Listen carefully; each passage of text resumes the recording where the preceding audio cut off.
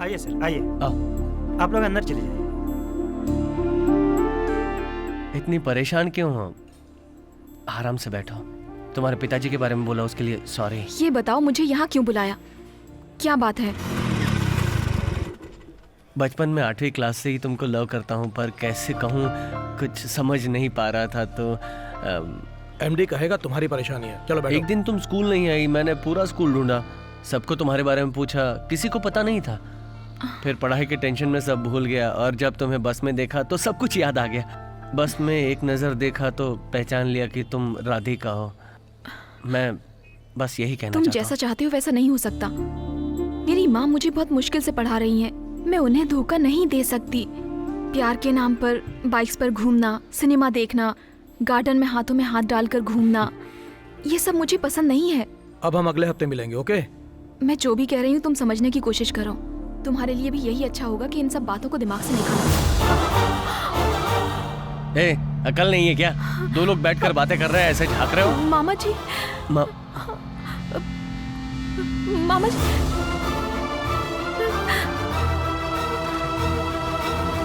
मामा जी, मामा जी,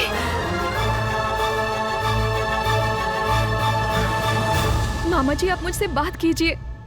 इस तरह चुप मत रहिए आप। मैंने ऐसा कोई गलत काम नहीं किया है। गलत काम नहीं किया है ना, तो उसके साथ अकेले होटल तक क्यों गई? विश्वास कीजिए मामी जी, मेरा उसके साथ कोई संबंध नहीं है। जब तक तुम यहाँ हो जैसे चाहो रह सकती हो, लेकिन आज के बाद मुझसे बात मत करना।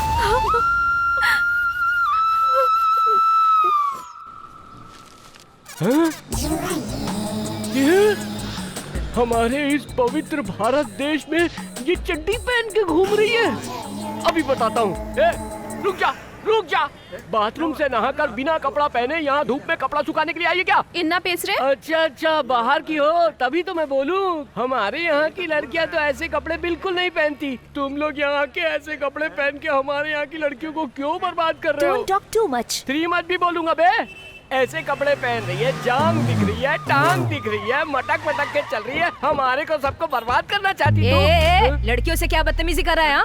ए मैडम, इन लोगों को देखो, आधी नंगी लड़कियां घूम रही है और आप मुझे डांट रही हो। ज्यादा बात करेगा तो तुझे ईव टीजिंग, दहेज उत्पीड़न, सास उत्पीड़न, भाई उत्पीड़न, साला उत्पीड़न, ससुर उत्पीड़न, लड़की उत्पीड़न, लड़की छेड़ना, पुलिस को तंग करना, पब्लिक जमा करना, ये सब मामले में तेरे को अंदर कर दूंगी। मैडम, औरतों को बचाने के लिए तो आपने इतने सारे कानून बता दिए, मर्दों को बचाने के लिए एक भी नहीं है। एक भी नहीं है। तो मुझे ये कमीज भी नहीं चाहिए, ये लो, मुझे लुंगी भी नहीं चाहिए, और ये वीआईपी की अंडरवियर भी मैं आज के बाद नहीं पहनूंगा भाई।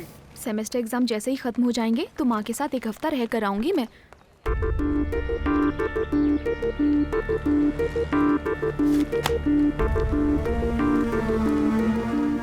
तुम मेरे साथ ऐसा क्यों कर रहे हो? क्या तुम्हें मुझ पर जरा सी भी दया नहीं आती? मेरे मामा जी ने मुझे गलत समझा। इतने सालों से जिस मामी जी ने मुझे माँ की तरह रखा, उन्होंने मुझसे बात तक नहीं की, सिर्फ तुम्हारी वजह से। मैं तुमसे बस यही कहने आया था कि आज के बाद कभी तुम्हारा पीछा नहीं करूंगा। जब मैंने तुम्हें पहली बार बस में देखा तो पूछा कि क्या तुम राधिका हो। अगर उस दिन हाँ कह दिया तो मैं तुम्हें हाय कह के चला जाता।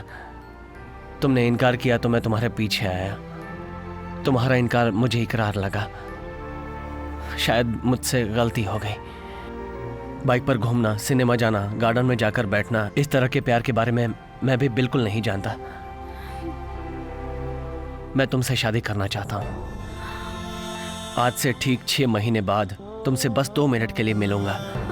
अगर तुमने शादी के लिए हाँ कहा तो ठीक है, वरना अपनी किस्मत समझकर चला जाऊंगा। अगर मर्द पर मुसीबत आती है तो उस तक ही रहती है, लेकिन लड़की पर मुसीबत आती है तो पूरा परिवार परेशान हो जाता है। मेरी भी एक बहन है, मैं अच्छी तरह जानता हूं, तुम्हारी परेशानी समझ सकता हूं।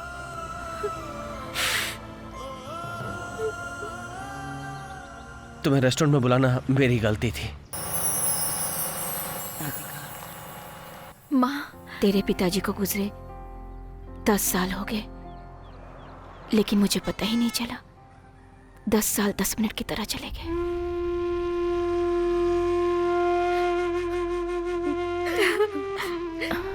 रो मत बेटी, रो मत। क्यों रो रही हो तुम लोग? मेरा बेटा मर गया इसलिए? नहीं बेटा, तू मेरी पोती नहीं, मेरा पोता है। हिम्मत से काम लो, दिल में विश्वास रखो, ऊपर वाला सब अच्छा करेगा। अरे जल्दी कीजिए, अगर ये बस छूट गई तो दोपहर में ही बस मिलेगी। दूसरी जात वालों को क्यों शामिल किया गया? क्या हुआ? मालिक मुझे ही देख रहे हैं। यही वजह है कि तेरी शादी नहीं होती है। माँ जी आप देखिए, आप देखिए, मुझे दे, मैं देखिए।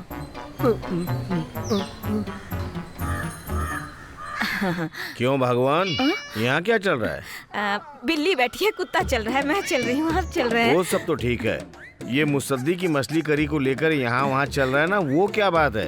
क्या मछली की अरे करी? रे रे। ओ क्या है, मैं तुम्हारी मछली करी की खुशबू सूंघ नहीं सकता या फिर ढोल की आवाज सुन नहीं सकता? मैं श्रवण के लिए भेज रही थी, कभी कभी भेज दिया करती हूँ। उसको मछली की करी बहुत पसंद है ना। तुम में अकल है या नहीं है? अगर उसमें कोई कुछ मिला दे तो क्या होगा? 2 मिनट के अंदर तुम्हारी खत्म हो जाएगी कहानी किस्मत की। अरे बाप रे, मैंने तो ऐसा सोचा ही नहीं। खा ले मेरे भाई, खा ले। इतनी गर्मी में इतने परेशान होके तू खाना लाया, पहले तू खा ले। तू मुझे कितना भी मारे पीटे, लेकिन खाने के वक्त हमेशा तू मुझे पहले खाना खिलाता है। मैं तेरे इस प्यार पे मर मिटा हूँ मेरे दोस्त, मर मिटा हूँ। क्यों गणेश, खाना टेस्टी है ना? अबे माँ ने बनाया तो अच्छा ही होगा ना। हाँ हाँ, खा खा। तुझे चक्कर आ रहा है क्या? बिल्कुल नहीं भैया। मुझे लग रहा है तुझे चक्कर आ रहा है। वो किस लिए? सच कहूँ तो मुझे लगा कि हमारे दुश्मनों ने खाने में जहर मिलाया है, इसलिए तुझे पहले खिला दिया। खाने की थोड़ी टेस्टिंग हो जाए, है ना? क्या खाने में जहर है कि नहीं है, उसका टेस्ट करने के लिए तूने मुझे चुना? यही तेरा प्यार है? 100 मील दूर से खाना आता है और तुमको इसकी कदर भी नहीं है। जिया जी, सादा भोजन उच्च विचार खाओ ना। शेर भूखा मर जाएगा पर घास नहीं खाएगा। तो क्या खाओगे, हमारा भेजा? मेरी सारी जमा पूंजी इसी जमीन पर लगी थी। हमारा पूरा भरोसा 7 लाख रुपए पर था। इस नोटिस को देख कर लग रहा है जैसे सब कुछ खत्म हो गया। फिक्र मत कीजिए जी, सब ठीक हो जाएगा। अब कुछ नहीं हो सकता, कुछ नहीं हो सकता। क्लास में नहीं आई, यहाँ क्या कर रही है? घर में बहुत टेंशन चल रही है। क्या हुआ? कुछ दिनों पहले मेरे मामा जी ने एयरपोर्ट के पास 2 ग्राउंड जमीन खरीदी थी। अचानक से नोटिस आया है कि एयरपोर्ट को बड़ा करने वाले हैं। पूरा परिवार परेशान है। मेरी तो समझ में नहीं आ रहा कि क्या करूं। ये बताओ राधिका, जमीन किससे ली थी? श्रवण, क्या हुआ जयंती? मैंने तुम्हें ये बात बताई, राधिका को पता नहीं चलना चाहिए। फोन रखो, मैं देख लूंगा। जासूसी कर रहा था गधे। क्या बात है, दरवाजा क्यों बंद कर रहे हो? ए चाचा, ए तमीज से बात कर मुझसे। सुनो, कितनी बार कहा था उस एयरपोर्ट वाली जमीन को किसी को दिखाना मत, लेकिन तुम समझे नहीं। वो जमीन के कागजात तैयार किए और महुआ के रामनाथ को बेच दी। एयरपोर्ट को बढ़ाने का नोटिस मिलते ही वो पूरे परिवार के साथ मरने के लिए रस्सी लेने गया है। तुझे हाय लगेगी। अकेले नहीं खरीदी है, 160 लोगों ने मिलकर खरीदी है। उनके बारे में मुझे परवाह नहीं है, रामनाथ के बारे में अगर बताओ। हमारे स्टे को एयरपोर्ट अथॉरिटी वाले नहीं मानेंगे तो हम इसके लिए कोर्ट में जाकर अपील करेंगे। इससे बात करने का कोई फायदा नहीं है। सुन गणेश, हाँ। जल्दी जेसीबी राव को फोन लगा। अभी लगाता हूँ। अच्छा चाचा, पिछले साल गांव में घर बनाया था, खर्चा कितना हुआ था? 20 लाख। लेकिन तुम क्यों पूछ रहे? हाँ, उस 20 लाख के घर को 4000 में फिक्स कर दूंगा। क्या कहा? आधे घंटे जेसीबी के लिए 3000, पेट्रोल के लिए 1000, तोड़ने के लिए कह दूंगा, तोड़ देंगे। सिंपल है। क्या बकवास कर रहा है हेलो, तू? जेसीबी राव साहब हैं क्या? हाँ, उनको जरा बोलिए 6 घंटे के लिए वो चाहिए, लाइन पे बने रहे। मेरा काम कर दो वरना जेसीबी घर में घुस जाएगा। एक नया घर तैयार हुआ है, उस घर को तोड़ना है। नए घर को क्यों तोड़ना है? उसका वास्तु सही नहीं है ना। अच्छा बताओ मुझे क्या करना होगा? वो रोता हुआ परिवार मुस्कुराना चाहिए, वरना डीजल डाल के तैयार है। अरे फोन बंद करना। देखिए सर, आपने 2 साल पहले जमीन को 7 लाख में खरीदा था, मैं जानता हूँ। आज इसकी कीमत भले ही 10 लाख रुपए है, लेकिन मैं आपको 8 लाख रुपए ही दे सकता हूँ। अपने ओरिजिनल डॉक्यूमेंट दीजिए और इस पर साइन कर दीजिए। चलो साइन करवाओ। ये लीजिए। Thanks sir. अगर किसी मंत्री के पास गए होते तो मैं कभी नहीं डरता, लेकिन इन लड़कों के पास किनसे? सेल फोन से इतने बड़े बड़े काम करवा लेते हैं। बोल राधिका। वो जमीन वाली प्रॉब्लम सॉल्व हो गई है। ओनर खुद ही आकर सेटल करके चला गया। किसी ने रेकमेंड किया था।